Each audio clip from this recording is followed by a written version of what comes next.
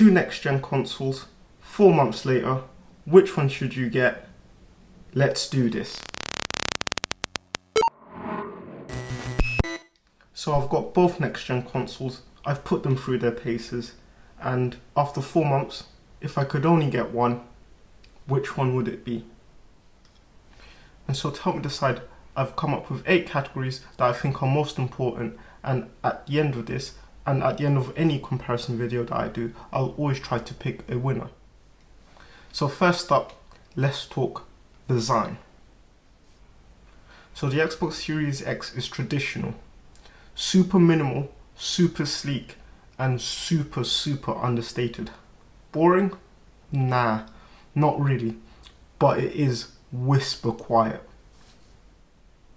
The subtle touches like the green accents on the air vents are just utter genius, and yeah, it makes the console just overall feel super premium in the hands, and it is really dense, which again just adds to the premium feel. It looks like a mini PC tower, and honestly, no one's going to give it a second look if it's propped up on your desk or sat on the floor, unlike the PS5. The PS5 is the complete opposite. It's in your face, it's completely different to anything we've had before it, and someone in the comments of my PS5 review even said it looks aggressive, and yeah, I can see that. It's miles away from anything we've ever seen before from PlayStation and Sony, and it will stick out like a sore thumb no matter where it is in your setup. It literally just screams attention. Not only that, but it is super impractical. I mean, the thing needs a stand just to stand up vertically or horizontally. Like, what the hell? But with all that being said, the design has truly grown on me, and I absolutely love it now. So I think that the Xbox is super minimal, super understated, and will fit into anyone's setup. But the PS5 with its aggressive looks will just scream attention, and you might not necessarily want that for yourself. But first round, and I guess the first big controversy of this video, I have to give the design award to the PS5. And that's because I do think it is a bit more forward thinking in its design. Sony took a risk, and I think that risk has paid off. The design is fantastic. The removable plates is again another fantastic feature, which I can't wait to see what Sony themselves do with it. But more importantly, I get that people are a bit torn about the design, but I've seen some gaming setups that look ridiculous and make this PS5 look like a traditional console in comparison. But yeah, round one, PS5. So I know that that's probably really controversial, and I know that you guys are going to let me know what you guys think about this decision down below. Next up, let's talk control pads. Now, for the longest time, I've actually preferred the Xbox pads over the PlayStation pads, and this goes back all the way to the original Xbox. Not that Duke pad, but the revised pad that they made. And now, I think with the PS5, Sony has now taken the crown back. And just so you guys know, I actually love the Xbox One pad so much that I invested in not one, but 2 Elite Series 1 controllers. So, yeah. Now, this isn't because of stick layouts or anything like that. It's just simply because the Xbox pads just felt more comfortable in my hands. The Xbox pad this generation is more evolution than revolution, and normally this wouldn't be a bad thing because the previous Xbox pad was near enough perfect. This generation we have textured grip at the bottom of the pad that extends to the triggers and the bumpers as well. The pad itself is slightly smaller, which again makes it feel, in my hands, a lot more comfortable. And all of this equates to a pad that is truly fantastic, and a step above what Microsoft provided for the Xbox last generation. I actually even prefer it more than my Elite control pad. But the DualSense is in a different league altogether. This thing rocks. So, the first thing everyone will notice about the DualSense is that the design has significantly changed from the DualShocks of the past. And if I'm being honest, I actually think that this is more comfortable than the Xbox Series X control pads. Which is funny because if I was to describe it to someone, I'd actually say it's become more Xbox and less PlayStation. Which, again, to me is a great thing. Aside from that, why do I think that this thing rocks? Like, this thing is such a huge deal? Well, first up, let's talk haptics. When comparing the haptics of the DualSense with the vibrations on any other control pad, it is night and day. I said before, this is vibration on a whole other level, and honestly, the haptics are fantastic. Sadly, not many games actually make use of it, but when games do, it really changes your experience in game. From being able to feel rainfall, to the material your character is walking on, to the different nuances between different guns. Honestly, this thing is phenomenal. Talking about phenomenal, these adaptive triggers, game changer. Honestly, believe the hype. These things bring you into games and immerse you into games like nothing I've felt or seen before. Aside from Astrobot's Playroom, the best game I think to really experience these adaptive triggers is Call of Duty. To have resistance and kickback on the trigger like it would be in real life is something that really immerses you into these games. And again, this is why I play games, to be immersed into different worlds. Yeah, the DualSense has a textured pad, it has a built-in mic, and it has a trackpad. But honestly guys, what I think is the most important is how comfortable it is. The haptics are phenomenal, and those adaptive triggers. And altogether, this control pad really immerses you even more so into the games you play. And so, for that reason, this is another round that has to go to the PlayStation. If you guys haven't tried DualSense yet, I highly recommend trying out Astro's Playroom or Call of Duty Cold War with that pad. Honestly, fantastic. And for those of you that have tried it, let everyone know what you guys think about it. Now, let's talk the UI and dashboard of both consoles. Honestly, this one is really subjective. They both have their good points and they both have their pitfalls. But yeah, let's get into it. So first up, let's talk Xbox. And the UI and dashboard have not changed generation on generation. Now that's not necessarily a bad thing, but with new features like Quick Resume, you'd think that Xbox would have implemented a UI indicator to let you know what games are in the Quick Resume cache. But no. The PS5 on the other hand feels truly like a next-gen user interface, because it is. And though I do really like it, some things just take far too long to do. Like getting to your trophies just feels a couple of clicks too long. Look, I'm not really going to dwell too long on this section because, again, it's not the be-all and end-all of these consoles. But what I will say is, for me personally, a user interface is made for three things. One, to select the game you want to play. Secondly, to buy/explore new games. And thirdly, to basically change a setting on the fly.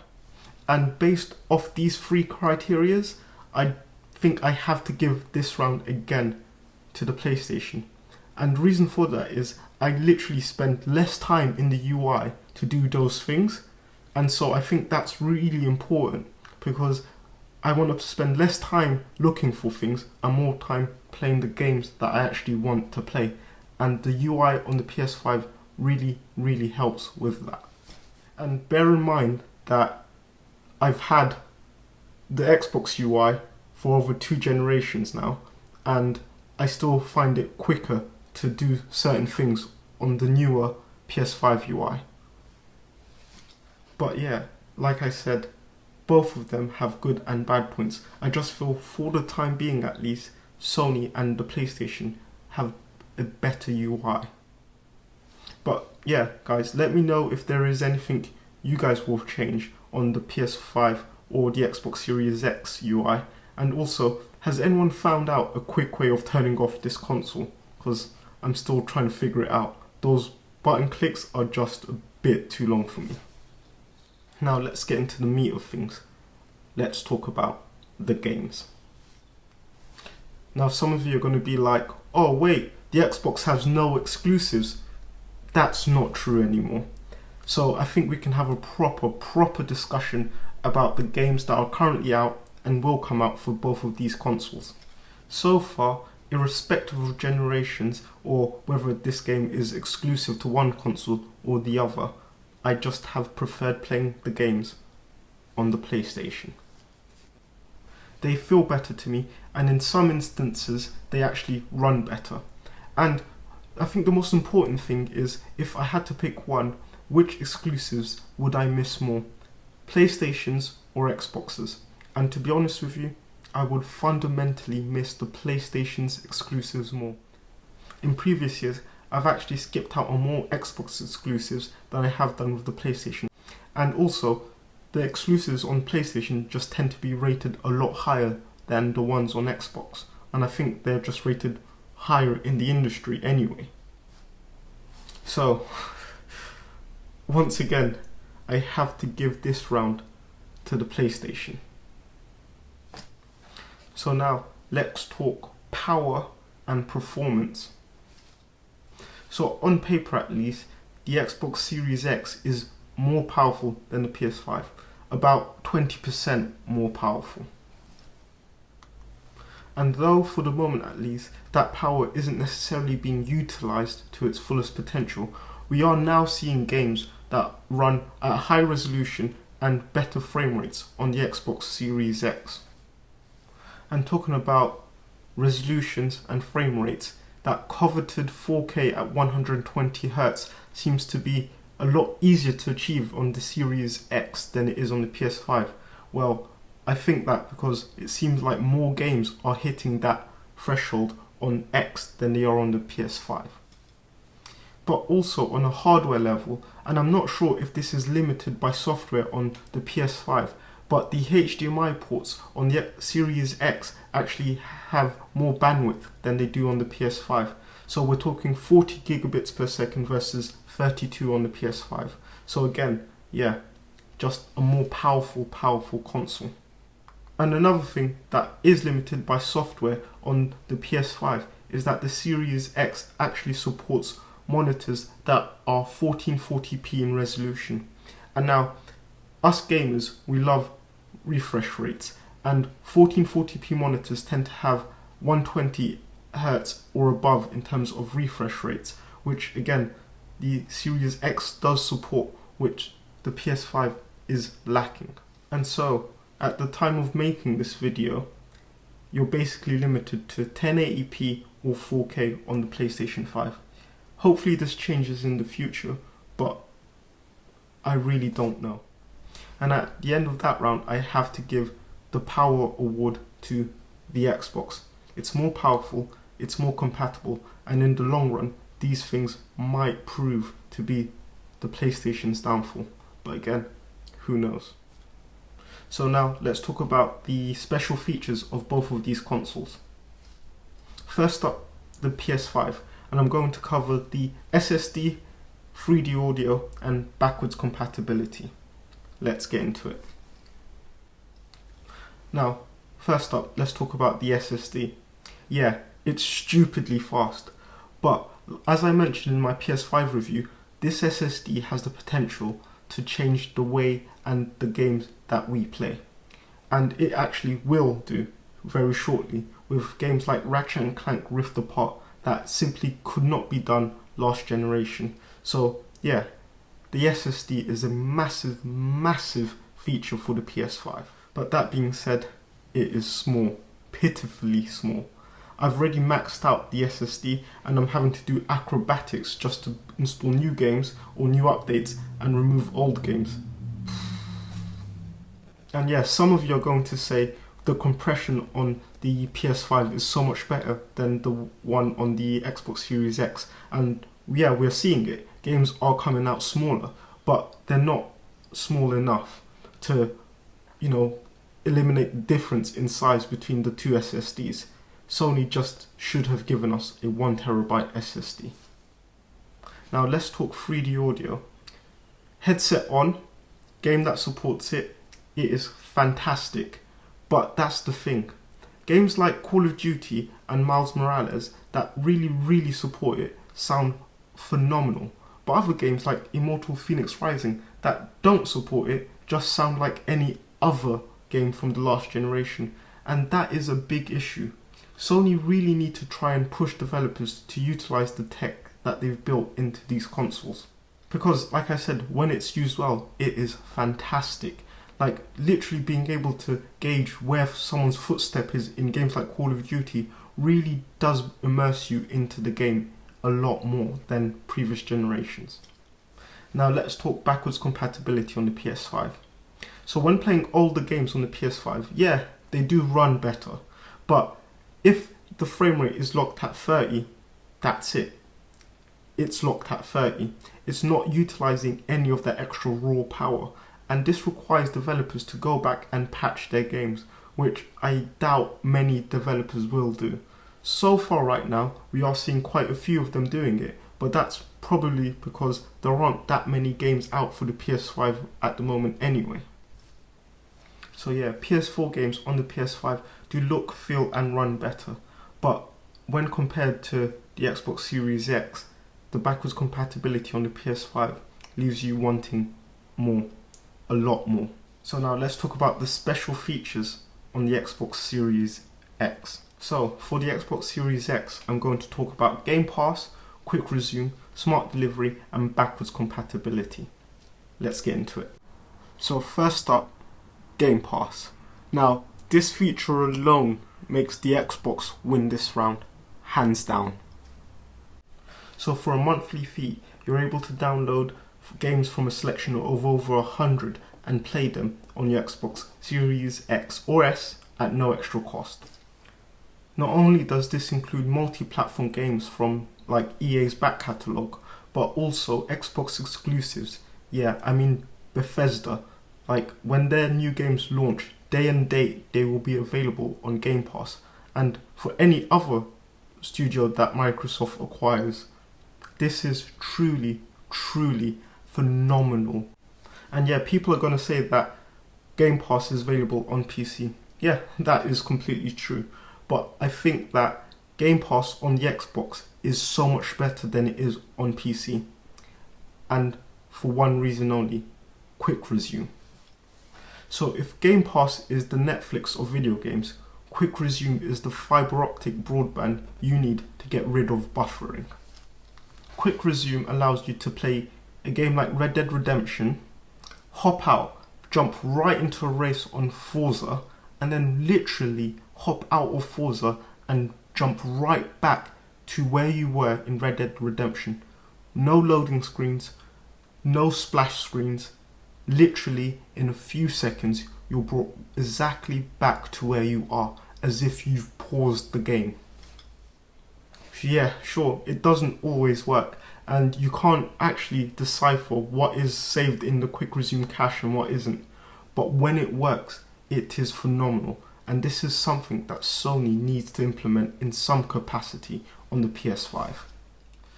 And so now let's talk Smart Delivery. So what Smart Delivery allows is for you to be able to go to a store, whether virtual or brick and mortar, and buy an Xbox game.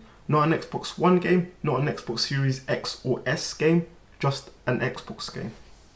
Then you install the game and you instantly install the best version of that game for your console. There is nothing like the PS5 where people are downloading PS4 versions. None of that confusion. You simply get the best game for the console you are playing your game on. And again, this is something that Sony could have easily have done, but they didn't, and we have to live with that for better or for worse. But yeah, let's talk about backwards compatibility on the Xbox Series X. Yeah, like the PS5, games run better, they look better, and all of that stuff. But with things like FPS boost and auto HDR, Xbox have really elevated what can be done with backwards compatibility tech. Your games will literally double in frame rate. Like, this is crazy. With no patches, you literally just load up your game and it runs better. No patch needed. And this is huge. It makes the PS5's backwards compatibility look like Sony just did it to save face. As I said before, the Xbox won this round hands down just for Game Pass alone. But with all the other features, even if I was to take Game Pass away, it would still win this round hands down. Now let's just talk about the future of these consoles. And I think this is important because, these consoles aren't just for Christmas or whenever you get them. They're basically for 7 years. And yeah, the Series X is a lot more powerful than the PS5. But I don't think that will be as important as these three things that I think makes the PS5 the more future-proof console. Now, first up, the pad. I think the DualSense, simply in its current form, has so much more potential to delight and immerse us gamers into the games we play. And up until Xbox implements something similar on their end, I don't think they can really compete with the DualSense. Now, the next forward-looking thing we need to talk about are exclusives. Yeah, Xbox have exclusives now. They've bought Bethesda. In fact, I think they have more studios now than PlayStation does. But it's all about quality at the end of the day. And honestly, I think Sony will just have more quality exclusives in the long run than the Xbox will. Now, that's not to say that Xbox will not have some fantastic games, because we all know they will, and that's the reason why I've got an Xbox. But I just feel like the storytelling, the immersion, and everything we love about games will just be that slightly better on the PlayStation.